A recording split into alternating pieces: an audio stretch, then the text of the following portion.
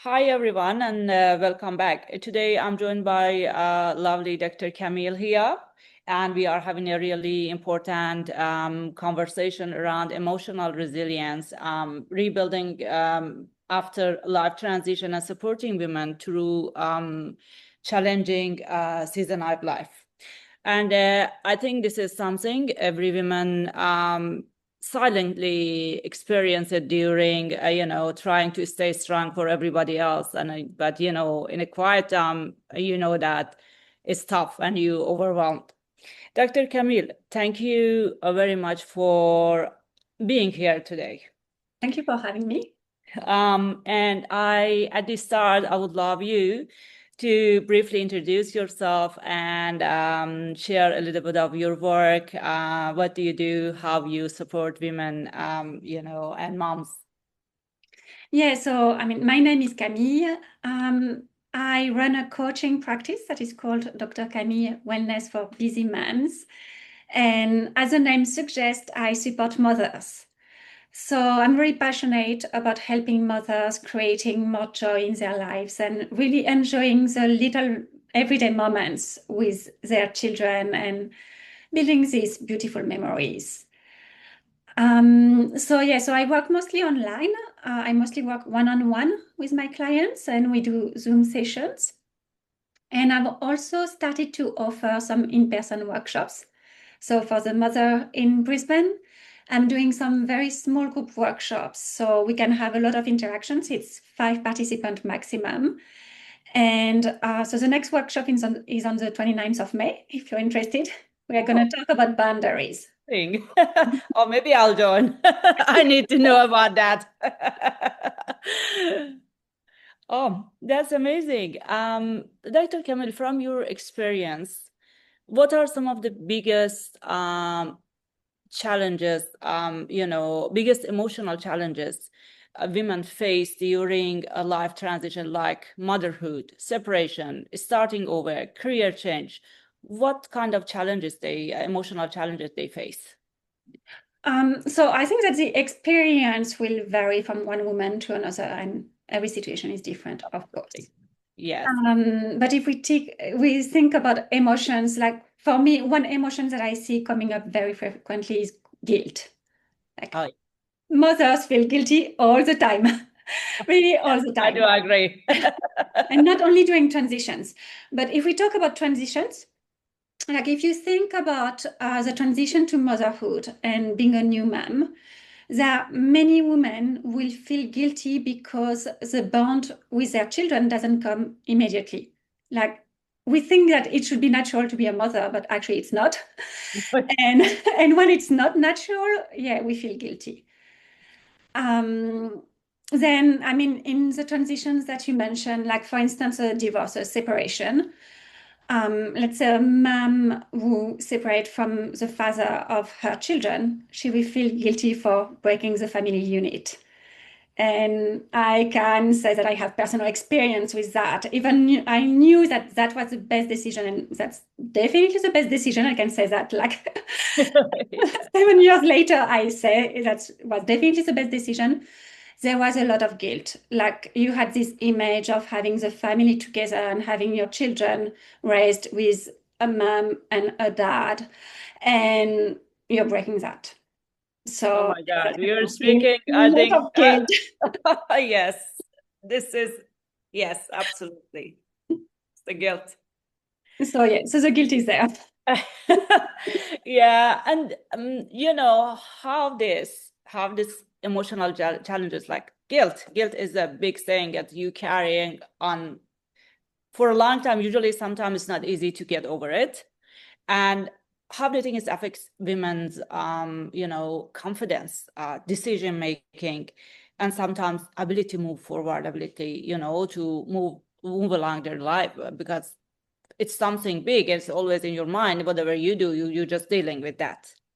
Yeah, I think that, if we focus on the guilt, it has a profound negative effect on women because it will push them to forget themselves and to overgive.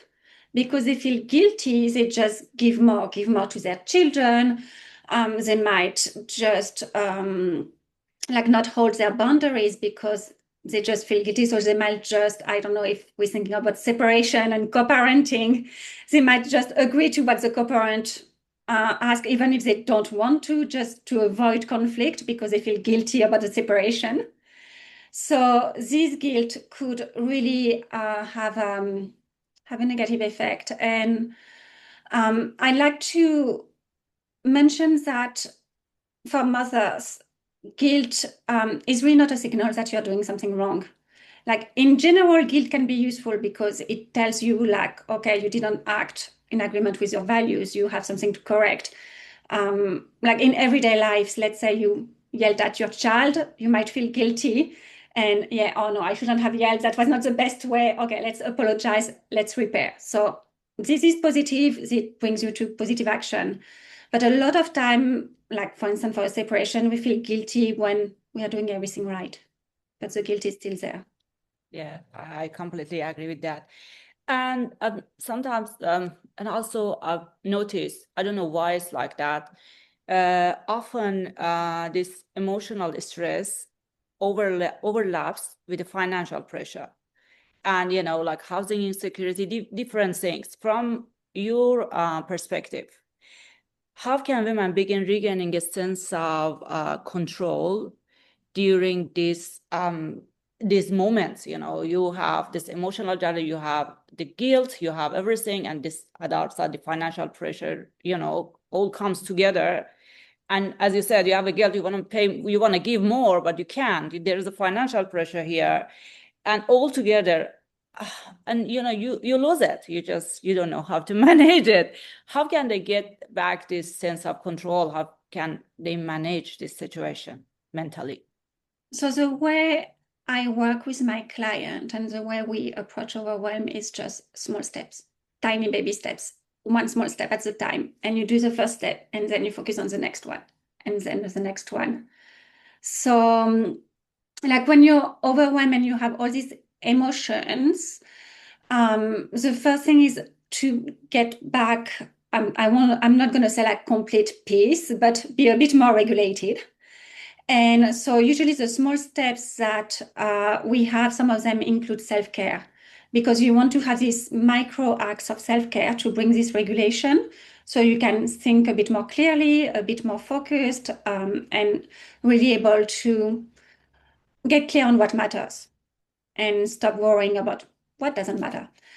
Then if we think about finances, and if finances become very stressful, I would say that the step to take is actually to book an appointment with a financial advisor, probably someone like you, because you need some expertise in finances. Like if you're like me, I don't know anything about finances, so I would need someone to guide me. So I mean the starting point is actually booking the appointment and just focusing on booking the appointment, not worrying about like what I'm going to say, what's going to be the outcome. This is for later. First step, booking the appointment. Once this is done, going to the next step, just one step at a time. Exactly. There's the supports out there. Usually we need to find the supports first thing. And as you said, it's baby steps. I do completely agree with that one. These little steps make the big journey, make the big road. You can't jump when you are in the situation. Each step moves you a bit forward, get the stress out of you, and yeah, that's the best thing I think you can do in that situation. And what do you wish more women understood about themselves during difficult life transitions? Everything, motherhood, separation, a lot of things happen during life, and sometimes your life turns upside down, change. What do you wish more women understand about themselves in this situation? Well, first, I'd like them to know that they're not alone. As you said, so many women experience that. And so many women have the same fears and uncertainty and guilt. Guilt. Yeah. And all these doubts, like they're not alone with that. Like it's really like if we can remind ourselves that it's actually a common experience and it's very common to experience that. I'd like them to know that they don't need to have everything figured out now. as we said, it's small step. And you don't need, like, you know, this saying that you don't need to see the whole staircase to take the first step. Like, you don't need to have everything figured out to just make one step forward. You don't know where it's going to lead you, but you know that this is one step in the right direction, and little by little it will resolve. Like, I'd like also to tell them that you will figure it out. Even if you don't know how, if you don't know when, it will resolve itself. And remember, like, look back in the past and all the challenges that you have overcome when you thought that you wouldn't, but you still made it.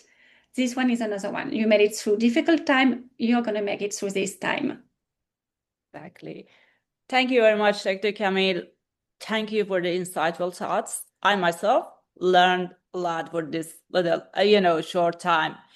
I want to know if our listening wanna reach out to you, how they need to reach out, where they can find you to help them, support them, in any case they need you.